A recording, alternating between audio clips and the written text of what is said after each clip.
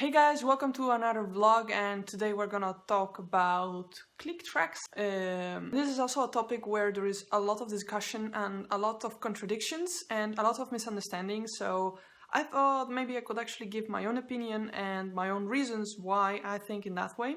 And it's not an obligation that you have to think along like me, but yes, basically, I don't know, just sharing something and maybe you actually find it interesting or otherwise not.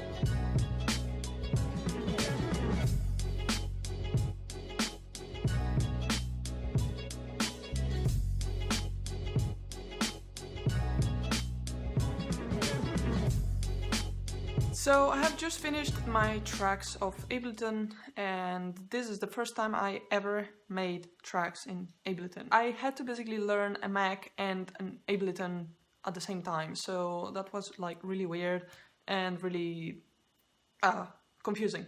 But anyways, the good news is I finally got help from another drummer from our church, and now I'm able to do tracks, and apparently that should work fine. We'll see tomorrow when I'm gonna play. So I wanted to talk about click tracks because I have seen this in a forum, and while I did reply, I got an answer from basically a quote from another guy, and basically was saying exactly the same thing as me. Before I talk about the details, keep in mind this particular video is mostly intended in discussing performing musicians, I mean in live situations, and has little to none relationship with practicing with a metronome or not. Let's start with the advantages of playing with a metronome.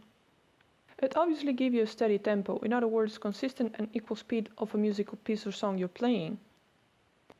When using a custom click track with a band, it's easier to be on the same page and easier to stay coordinated with your bandmate. It's that easy. The problem begins when people start thinking that a metronome or click track robotizes the whole band. This mainly comes with the argument that either they find it impossible to follow it, stresses them out, find it too difficult, or is just too perfect for their ear. This could simply be interpreted as an excuse to learn how to use the metronome, and honestly, we all listen to music that used a click one being recorded or a decent amount of internal tempo to be consistent with it. When I look at a metronome or click track being overused, I come up with one of the biggest problems musicians are facing nowadays. Either they become completely dependent to it, making a single mistake a catastrophe for the whole band, losing internal clock and not being able to catch up again, or they simply are too scared to try and learn how to use it, not developing internal clock. Did you notice I tried to point to one main thing? That's right, internal clock. This is the big secret. You can choose to either play with a click or not, but if you don't have an internal clock, how will you sound musical at all? To avoid this is not too difficult. It requires a little bit of practice, but everybody can learn it. It's a skill that can be learned and developed, and it's not something like certain people can only do, or you are really not talented for it. You should not believe that. Remember, you should not become dependent of a metronome, neither ignore it completely, but you should create a good enough internal clock so that you can play in both of the situations, and that's what actually makes a great musicianship. You can decide if metronomes and click tracks are overused, and if you either should use them or not, but don't forget of what you just have heard. Internal clock.